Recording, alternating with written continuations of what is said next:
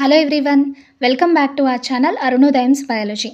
ఈరోజు మనం నాలెడ్జ్ బైట్స్లో ఒక ఇంట్రెస్టింగ్ టాపిక్ గురించి తెలుసుకుందాం.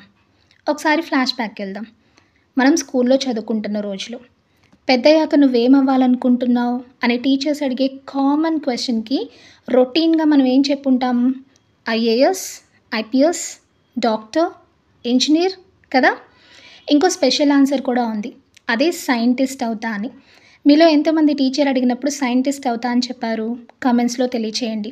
సైంటిస్ట్, అబ్బా ఆ ఊహ ఎంత బాగుందో కదూ. ఆ పేరుకి, ఆ ప్రొఫెషన్కి ఎంతో గౌరవం ఉంటుంది. ప్రాక్టికల్స్ టైంలో ల్యాబ్లో టెస్ట్ ట్యూబ్ పట్టుకుని ఆప్రాన్ వేసుకుని నిజంగానే ఒక సైంటిస్ట్లా ఫీల్ అయిపోయేవాళ్ళం కదా. ల్యాబ్లో ఒక సైంటిస్ట్లా రీసెర్చ్ వర్క్ చేయాలి అంటే మనకి చాలా నాలెడ్జ్ ఉండాలి. ఇప్పుడు నేను చెప్పబోయే ల్యాబ్లో వర్క్ చేయాలి అంటే నిజంగా అదృష్టం ఉండాలి. అదేమి అల్లాటప్పా ల్యాబ్ కాదు, ప్రపంచంలోనే ఏకైక అండర్ సీ ల్యాబ్, సముద్ర గర్భంలో ఉన్న ల్యాబ్, ఎక్వేరియస్ రీఫ్ బేస్. ఫ్లోరిడాలో కీ లార్గో శాంక్చురీ దగ్గర ఒక సముద్రం ఉంది. ఆ సముద్రంలో 62 అడుగుల లోతున కోరల్ రీఫ్స్ అంటే పగడపు దీవుల దగ్గర 1986లో ఈ ల్యాబ్ని ఎస్టాబ్లిష్ చేశారు. ప్రస్తుతం ఫ్లోరిడా ఇంటర్నేషనల్ యూనివర్సిటీ మేనేజ్మెంట్లో ఉంది ఈ ల్యాబ్. ఈ ల్యాబ్లో 4 సైంటిస్టులు, 2 టెక్నీషియన్స్ ఎలాంటి బ్రీతింగ్ ప్రాబ్లమ్స్ లేకుండా దాదాపు 10 రోజుల పాటు రీసెర్చ్ వర్క్ చేసుకోవచ్చు. ఈ ల్యాబ్లో వర్క్ చేసే సైంటిస్టులని ఆక్వానాట్స్ అంటారు. ఇంతకీ ఈ ల్యాబ్లో ఏం చేస్తారు అంటే చుట్టూ ఉన్న సీ వాటర్ కాంపోజిషన్ని, ఫిషెస్ని, అక్వాటిక్ ప్లాంట్స్ని, కోరల్ రీఫ్స్ని స్టడీ చేస్తారు.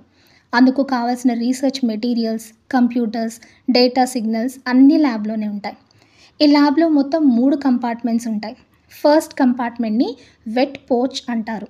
సముద్రపు అడుగున నీటిలో ఎంత ఎయిర్ ప్రెషర్ ఉందో ఈ కంపార్ట్మెంట్లో కూడా అంతే ఉంటుంది. ఇక థర్డ్ కంపార్ట్మెంట్ స్ట్రాంగ్గా ఒక సబ్మెరైన్లా ఉంటుంది.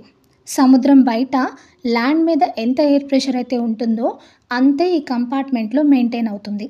సో ఎలాంటి ఆక్సిజన్ మాస్క్స్, డైవింగ్ సూట్స్ లేకుండా రీసెర్చ్ వర్క్ చేసుకోవచ్చు ఇక్కడ. ఇక ఈ 2 కంపార్ట్మెంట్స్కి మధ్యలో ఒక చిన్న ఎంట్రీ లాక్ కంపార్ట్మెంట్ ఉంటుంది. ఫస్ట్ కంపార్ట్మెంట్ నుండి థర్డ్ కంపార్ట్మెంట్కి వెళ్ళే లోపల ఎయిర్ ప్రెషర్ని అడ్జస్ట్ చేసుకోవడానికి ఆక్వానాట్స్ ఇక్కడ కాసేపు వెయిట్ చేయాల్సి ఉంటుంది. అంటే ఈ సెకండ్ కంపార్ట్మెంట్ ఒక వెయిటింగ్ రూమ్లా, ఎయిర్ లాక్లా ఉపయోగపడుతుందన్నమాట. ఈవెన్ నాసా కూడా 2001లో నీమో అనే మిషన్ కోసం ఈ ల్యాబ్ని యూజ్ చేసుకుంది. అయితే ఈ ల్యాబ్కి కొన్ని డ్రాబ్యాక్స్ ఉన్నాయి. అప్పుడప్పుడు సముద్రంలో వచ్చే హరికేన్స్ వల్ల ఈ ల్యాబ్ కాస్త దెబ్బతింటూ ఉంది. 1994లో ఒకసారి హరికేన్ వచ్చింది. సో దానివల్ల ఈ ల్యాబ్లో ఒక జనరేటర్ పేలిపోయింది. అయితే హరికేన్స్ వల్ల ఎప్పుడు కూడా సైంటిస్టులకి ఎలాంటి ప్రాణ నష్టం జరగలేదు. బట్ 2009లో డేవి స్మిత్ అనే సైంటిస్ట్ ఈ ల్యాబ్ నుండి బయటికి వచ్చి డైవ్ చేసేటప్పుడు ఎయిర్ ప్రెషర్లోని డిఫరెన్సెస్ వల్ల అండ్ తన శరీరం ఆ డిఫరెన్సెస్ని తట్టుకోలేకపోవడం వల్ల చనిపోయారు. అవి డ్రాబ్యాక్స్. మీకు కూడా ఒకసారి ఆ ల్యాబ్కి వెళ్ళాలనుందా? No chance. నాన్ ఆక్వానాట్స్కి నో ఎంట్రీ. బట్ మీరు ట్రై చేస్తే ఆ ల్యాబ్లో ఆక్వానాట్స్ అవ్వచ్చు. దానికి చాలా ట్రైనింగ్ కావాలి, మెడికల్ ఎగ్జామినేషన్స్లో పాస్ అవ్వాలి, అడ్వాన్స్డ్ డైవింగ్ స్కిల్స్ ఉండాలి, ఇంకా చాలా క్వాలిఫికేషన్స్ కావాలి. Try your luck.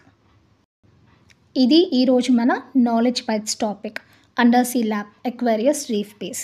So next వీడియోలో మనం ఇంకొక ఇంట్రెస్టింగ్ టాపిక్ గురించి తెలుసుకుందాం. Until then stay tuned to my channel. Thank you so much for watching this video. జై హింద్.